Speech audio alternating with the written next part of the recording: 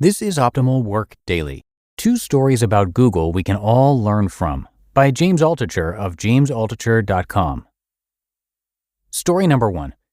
One time, Barry Diller was visiting Sergey Brin and Larry Page. The topic of the meeting was to see how the greatest media mogul could work with the greatest internet moguls. It was like 2 galaxies colliding to create something beautiful when seen from light years away. Larry Page was texting or doing something on his phone. Barry Diller was disgusted. Either choose me or the phone. Larry Page, without even lifting his head from his phone, said to the biggest media mogul in history, "I choose this," referring to his phone. So Diller spent the rest of the meeting talking to Sergey Brin. Story number 2. It's very hard to get a job at Google. They're even making a movie out of the process. They used to make movies about things like the Vietnam War, or about preventing Mars from crashing into Earth, or about a young blonde boy being chosen by a wizened hermit with psychic powers to save the galaxy against his father, who wears a black helmet all the time. Now they're making a movie about how hard it is to get a job at Google, a sort of Hunger Games for nerds, as Vince Vaughn says in the trailer. But in the early days, Sergey Brin would interview every candidate. Like on a date, you immediately know within 5 seconds whether you want to have sex eventually with the person you're on the date with. Sergey Brin would know right away if he was interested in hiring the person. If he wasn't interested, he said, "I would try to spend the next hour trying to learn at least one thing from the person so that the meeting wasn't a waste for me." From story number 1, I learned the most important rule of my life. Don't have meetings with someone you don't want to have a meeting with. Claudia said to me, "Sounds like Larry Page was just being rude." I don't know. I don't want to judge. Who knows the dynamics of these billionaire meetings? Too complicated for me. But you are what you eat. I don't have meetings with people I don't like, ever. Or I can feel it somewhere in my body. I feel bad. Why feel bad? It's my choice to feel bad or good. If I ate glue, I'd probably feel sick. I won't do that either. Larry Page could have been busy kissing his wife instead of meeting with Barry Diller. Instead, he was probably texting his wife. He was probably texting, "I hate Barry Diller." Texting, kissing, texting. Of course, it's nice that he's so honest and blunt. Maybe I could learn that also. I feel I am pretty blunt. But the way to avoid being rude is not to be blunt to people you don't like. So it's simple again. Lesson number 1, avoid people I don't like. Larry Page doesn't like Barry Diller. The second story is a little harder. Yes, it's good to learn from everyone you meet. But if I just hoard everything I learn, I might end up with a very big head. I feel bad for these guys being interviewed. They are probably scared shitless, and here's Sergey already decided he's going to pick some fact from their brain. Like, maybe the person Sergey is interviewing is an expert on whales. No need for whale people at Google, but can I eat whale flesh? Does whale loin make a good sandwich? Are whale fats healthy for my testosterone? Too many facts. I don't need to know so much about whales. I think Sergey's rule should be to do the opposite of what he does.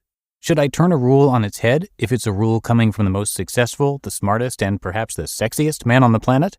People say, "Are you the signal or the noise?" Huh? I don't need to be the signal or the noise, so I make my own rules for me.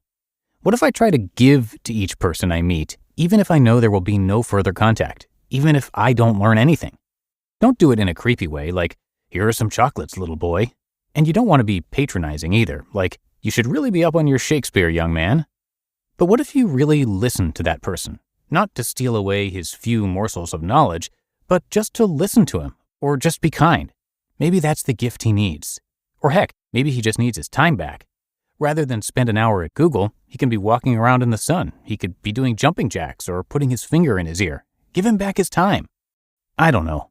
What can you do to give to everyone you meet or everyone you see? It's hard. I'm going to try it.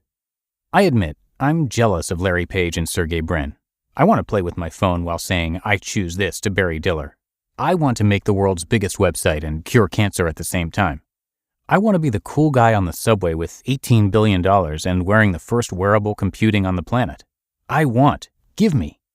But maybe I also want to kiss instead of text, be quiet instead of meet, and feel like I have something to offer to everyone around me, even in the smallest of ways.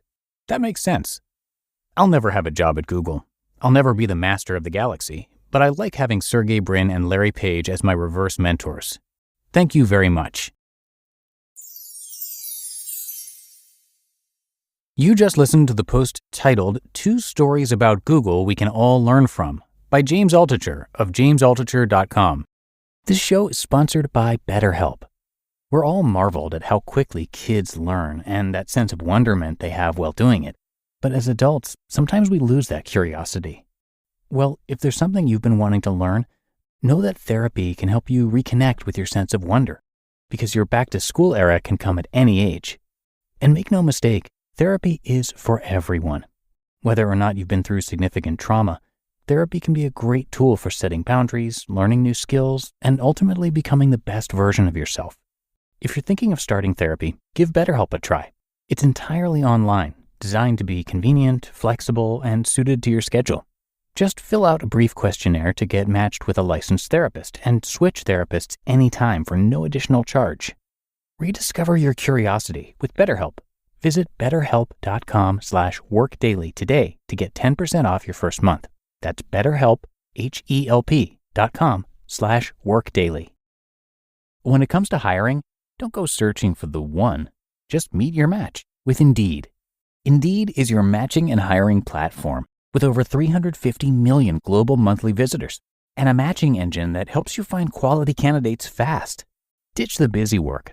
Use Indeed for scheduling, screening, and messaging.